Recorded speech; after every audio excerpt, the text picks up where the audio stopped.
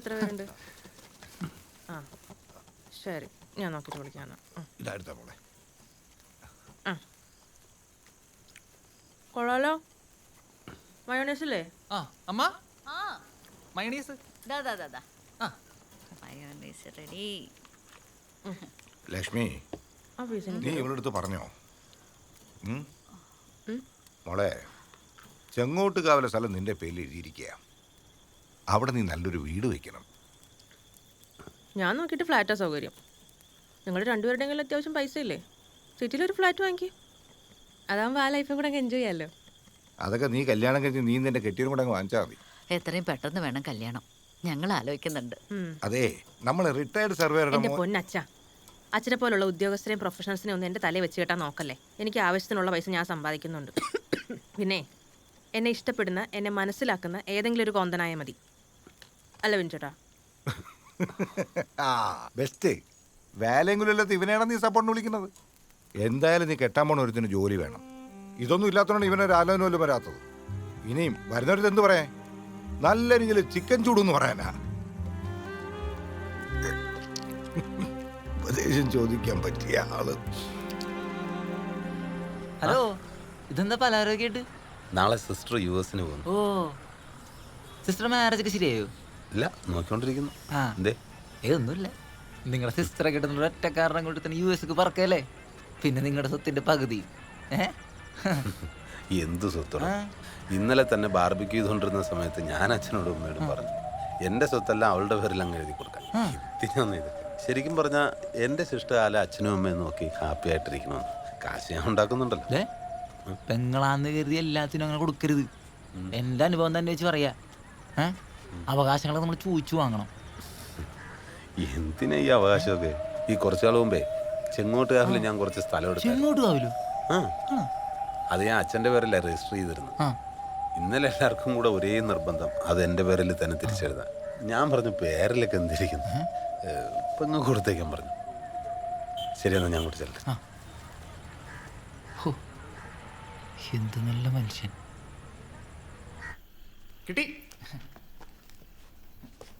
കിട്ടിയാടോ?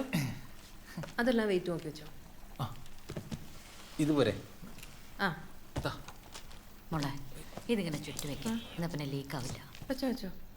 അതെ, എന്നെ നന്നായിട്ട് പഠിപ്പിച്ചിരുന്നെങ്കിൽ ഞാൻ ഇവളെ പോലെ അമേരിക്കയിലെത്തിയനെ. അമേരിക്കയിലല്ലടാ, നിന്റെ ഈ പഠിത്തം വെച്ച് അമേരിക്കയിലല്ല ചന്ദ്രനിലെത്തും. ഡിഗ്രി എടുത്ത് എത്ര വർഷം കൊണ്ടാ? 1 or 2 അല്ല, 6 വർഷം. നീ ഒരു കാര്യം ചെയ്യ്, ഈ പെട്ടിയൊക്കെ എടുത്ത് കാറി കൊണ്ടുപോയി.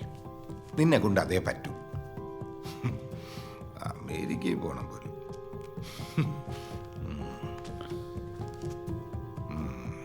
മോളെ, അതൊക്കെ എടുത്ത് മറക്കാതെ ആത്തുപോയി.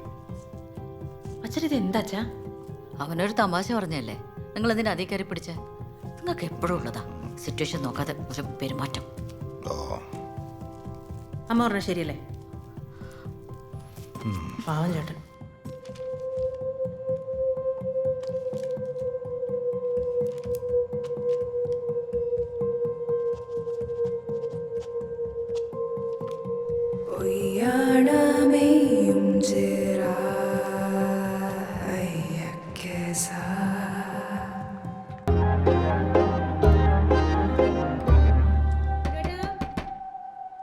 സമയായി ഇറങ്ങണ്ടേ?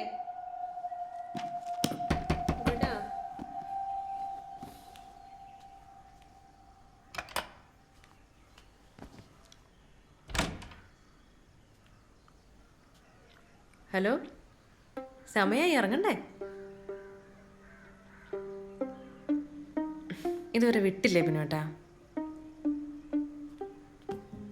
അച്ഛൻ്റെ സ്വഭാവം അറിയില്ലേ ബിനുവേട്ടന്? വാ.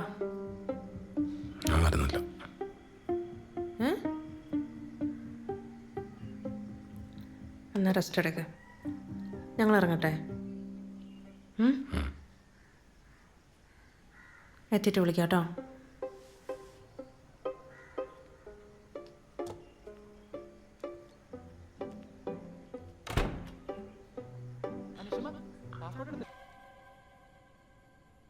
ശരിക്കും ചേട്ടനെ ഇഷ്ടായിരുന്നു.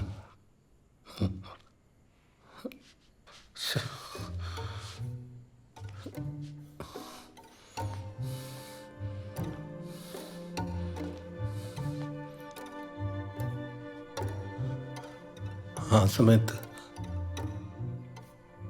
നിങ്ങൾക്ക് എങ്ങനെ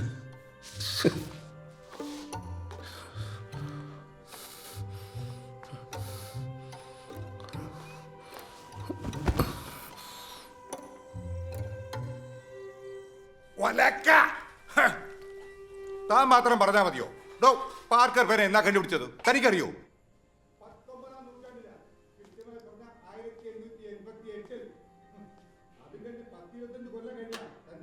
കമ്പനി ഉണ്ടായിരുന്നു. അതും കഴിഞ്ഞിട്ട് അവർ പേരെ തന്നെ കണ്ടുപിടിച്ചത് അറിയോ? തനിക്ക് ഇനി ചരിത്രം അറിയണോ? രണ്ടാം ലോക മഹായുദ്ധം അന്ന് ഹിറ്റ്ലർ ചത്തു. അവര് തോൽവി സംബന്ധിച്ച് ഒപ്പിട്ട് കൊടുത്ത ഏത് പേരും ഉണ്ടാ? പാർക്കറും ഉണ്ട്. അതും ആ പേന അങ്ങോട്ട് അയച്ചു കൊടുത്തിട്ട്. ആരോടാ ഈ തർക്കിക്കണേ? അതും ഒരു തഹസിൽദാറായിരുന്നേ എന്നോട്. പാർക്കർ തന്നെയാണ് ഷീഫേഴ്സിനെ കാട്ടിയും വലുത്. മനസ്സിലായ? ആ ശരി. പാർക്കറാണ് ഷീഫറിനേക്കാൾ നല്ലതെന്ന് അച്ഛനോട് ആരാ പറഞ്ഞത്? എന്ത്? പാർക്കറാണ് ഷീഫറിനേക്കാൾ നല്ലതെന്ന് അച്ഛനോട് ആരാ പറഞ്ഞതെന്ന്? പാർക്കറാണെന്ന് ഞാൻ പറഞ്ഞ നിനക്കെന്താ പ്രശ്നം? ഷീഫറാണെന്ന് പറഞ്ഞാൽ അച്ഛനെന്താ പ്രശ്നം? അങ്ങനെ പാർക്കറും ഷീഫറും തമ്മിൽ ലോകത്തെവിടെയെങ്കിലും വല്ല മത്സരം നടന്നിട്ടുണ്ടോ? അതിൽ പാർക്കർ വിജയിച്ചിട്ടുണ്ടോ? പിന്നെ എന്തിന്റെ അടിസ്ഥാനത്തിലാണ് അച്ഛൻ ഈ പറയുന്നതെന്ന്? ഞാൻ നിന്നെ പോലെ അടിസ്ഥാനമില്ലാതെ സംസാരിക്കുന്ന ഒരാളല്ല. തഹസിൽദാരായിരുന്നടാ, മനസ്സിലായ? അല്ലാതെ നിന്നെ പോലെ ഒന്നിനും കൊള്ളാത്ത ഒരുത്തനല്ല. ഒന്നിനും കൊള്ളാത്തവൻ ഞാൻ? അത് കൊള്ളാം.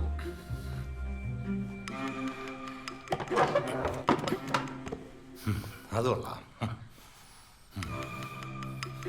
കൊള്ളാം. നിങ്ങൾ കൊള്ളാവുന്ന ആൾക്കാരായതുകൊണ്ടാണല്ലോ സ്വന്തം മകൻ ഐസിയുയിൽ വെന്ത് മരിക്കാൻ സമയത്ത് നിങ്ങൾക്ക് രണ്ടുപേർക്കും ചേർന്ന് സെക്സ് ചെയ്യാൻ പറ്റും അല്ലേ? എന്നിട്ട് അതിലൊരു മകളുണ്ടാകുന്നു. ഇതൊക്കെ കൊള്ളാവുന്ന രീതിയാണല്ലോ അല്ലേ? കൊള്ളാം. നിങ്ങളെയൊക്കെ സമ്മതിക്കണം. അച്ഛനും അമ്മയും മക്കളെ സ്നേഹിച്ചെന്ന്.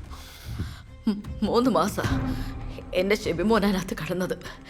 അവൻ പോകുന്നവരെ ഞാൻ അവനെ പൊന്നുപോലെ നോക്കിയിട്ടുണ്ട്. നിനക്ക് എന്തറിയടാ? 3 മാസം 3 മാസം വെറും 3 മാസം നിങ്ങൾക്ക് പിടിച്ചിരിക്കാൻ പറ്റില്ല അല്ലേ? കൊള്ളാം.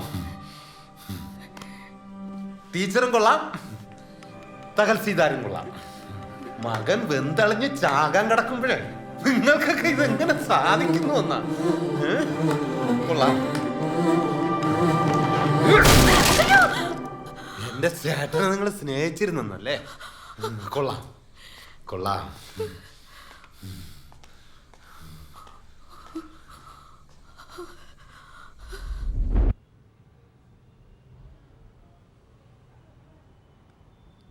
എന്നാലും അതെങ്ങനെ സാധിച്ചു? അന്നവന് നല്ല പവറായിരുന്നില്ലേ? ഒറ്റയടിക്ക് കസാര തന്നെ പിന്നെ ആയിപ്പോയി. അതല്ല ഞാൻ ചോദിച്ചത്. സ്വന്തം മകൻ ആശുപത്രി കിടക്കുമ്പോൾ നിങ്ങളെ കൊണ്ട് അതെങ്ങനെ സാധിച്ചു?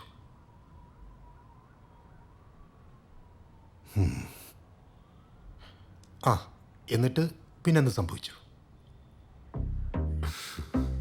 ഞാൻ ഇന്നലത്തെ കാര്യം ആലോചിച്ചിട്ടേ എന്ത് മോശ. എനിക്കതല്ല, നിഷിമ ഇതറിഞ്ഞാൽ എന്തായിത്തീരുമെന്ന. പക്ഷെ അവൾ അറിയാതിരിക്കുന്നത് എങ്ങനെയാ? അവള് ജനിച്ചത് എങ്ങനെയാന്ന് അവളും കൂടെ അറിയണ്ടേ? വേണ്ടേ? പക്ഷെ അവളിത് അറിഞ്ഞു കഴിഞ്ഞ അപ്പം തന്നെ ആത്മഹത്യ ചെയ്യും. ആത്മഹത്യ ചെയ്യുന്നതിന് മുമ്പ് നിങ്ങളുടെ രണ്ടാളുടെ മുഖത്ത് കാറി തുപ്പുകയും ചെയ്യും. അതുകൊണ്ടേ അവളിത് അറിയാതിരിക്കുന്നതാണ് നിങ്ങൾക്ക് നല്ലത്.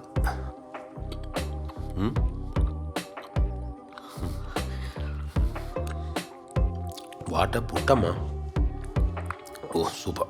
അച്ഛന് ലേശം കറി ഒഴിച്ചു കൊടുക്കമ്മ. എനിക്ക് മതി. എണീക്കട്ടെ.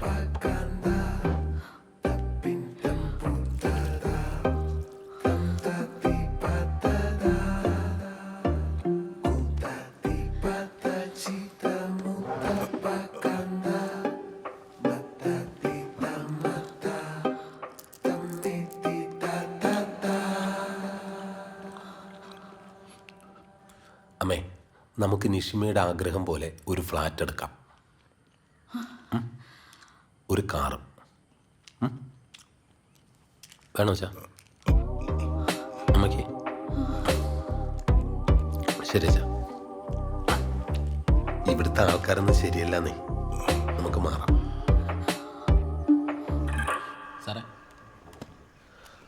അതെ, ഈ മുറിയിലുള്ള സാധനങ്ങൾ മാത്രം എടുത്താൽ മതി കേട്ടോ.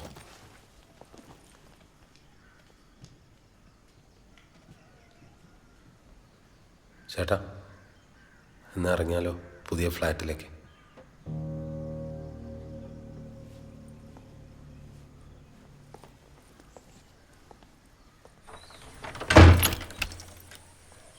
ഒന്ന് ശ്രദ്ധിച്ചേക്കണെങ്കിലേ. ആ മോനെ. ശരിക്കും ഇവിടുന്ന് മാറിപ്പോവാൻ മനസ്സുണ്ടായിട്ടല്ല. അച്ഛനും അമ്മയും അങ്ങനെ ഒരാഗ്രഹം പറഞ്ഞപ്പോൾ കൂടെ നിൽക്കണ്ടേ. സിറ്റി ലൈഫൊക്കെ ഒന്ന് ആസ്വദിക്കണം അത്രേ. അത് നല്ലതാ. ഏതായാലും താനും ഇവിടുന്ന് പോകില്ല എന്നുള്ള തൻ്റെ തീരുമാനം മാറ്റിയല്ലോ. മരിച്ചിട്ടാവും നമ്മളൊക്കെ പിരിയാന്ന് പറഞ്ഞത് വെറുതെ ആയി അല്ല ദാസ? അങ്കിളിൻ്റെ വിഷമം കണ്ടാൽ ഇനി കാണേയില്ല എന്ന് തോന്നുമല്ലോ. നിങ്ങൾക്ക് എപ്പോൾ വേണമെങ്കിലും അങ്ങോട്ട് ഇറങ്ങാലോ. പക്ഷെ ഫ്ലാറ്റിലായതുകൊണ്ട് കയറിപ്പറ്റൽ എളുപ്പമല്ല. അവിടെ ഈ സെക്യൂരിറ്റിയൊക്കെ വൻ ടൈറ്റാണ്. മാത്രമല്ല ഇവിടുന്ന് കുറേ ദൂരമില്ലേ അങ്ങോട്ട്. സാരല്ല, ഞാൻ കൂട്ടുകാരനെ ഇങ്ങോട്ട് കൊണ്ടുവരാം. ശരിയല്ലേ? ശരി, കയറാച്ചാ. അമ്മ കയറി. താൻ എന്തൊക്കെയാ അവനെ പറ്റി പറഞ്ഞേ? അവൻ മിടുക്കനാ, അവൻ്റെ ഒരു ഉത്തരവാദിത്തം കണ്ടില്ലേ? നല്ല പയ്യനാവൻ. അച്ഛാ ശരി ശരി. ആ ശരി. ബെൽറ്റ് ഇടണേ അച്ഛാ.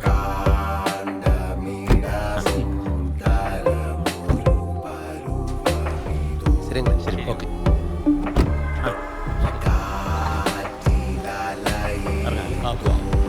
ദാസിൻ്റെ ഒരു ഭാഗ്യം.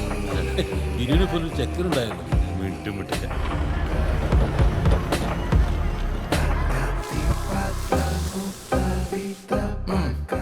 Super flat. പിന്നെ ഇങ്ങോട്ട് മാറിയെന്ന് വെച്ച് എന്തായാലും ആവശ്യമുണ്ടെന്നെ വിളിക്കാൻ മടിക്കല്ലേ, ഞാൻ ഓടി വരും. അത് പിന്നെ നിനക്കവിടെ ഒരു നല്ല ജോലിയൊക്കെ ഉള്ളതല്ലേ. ഇനി അതും വിട്ടിട്ട് ഇത്രയും ദൂരം അങ്ങ് ഓടി എത്തുക എന്നൊക്കെ പറഞ്ഞു. സാരല്ല, അവർക്ക് എന്തെങ്കിലും അത്യാവശ്യത്തിന് ഇവിടുന്ന് ഏതെങ്കിലും ഒരു ഡ്രൈവറെ വിളിക്കാം അല്ലേ? നീ എന്തായാലും ചോദിച്ചല്ലോ. സാധാരണ ഡ്രൈവേഴ്സൊന്നും ഇങ്ങനെയൊന്നും ചോദിക്കാറില്ല. എടാ, എങ്ങനെ പോകുന്നു ഫിനോയിലേക്ക്? നീ ശ്രദ്ധിക്കണം കേട്ടോ. ഇപ്പോ സാമാന്യം നല്ല രീതിക്ക് പോകുന്നുണ്ട്. അടിപൊളി. നീ ഇടയ്ക്ക് ഇറങ്ങണം കേട്ടോ, വിളിക്കണം. വിളിക്കാം. അപ്പൊ എന്നാ അമ്മേച്ചാ പോയിട്ട് വരാം. ശരി. ശരിടാ.